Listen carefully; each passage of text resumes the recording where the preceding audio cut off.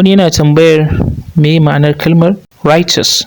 Okay, so righteous kalma ce da ta samo asali daga kalmar right, wato daidai. To amma idan zaka fassara ta, za ta iya ɗaukar ma'ana biyu, ko dai ta ɗauki adalin mutum, mai yin adalci, amma ba adalci irin na doka ba, wannan shi ana kiran shi just. Sannan tana ɗaukar kuma mutum mai aikata daidai, wato mutum mai yin abin da ya kamata. Na san kuna yawan cin karo da irin waɗannan hotuna masu matuƙar kyau wanda ake samar da su da fasahar AI. Wasu lokutan ma har da videos da zaka ga hoton mutum yana magana kamar haka. Assalamu alaikum wa rahmatullahi wa barakatuhu.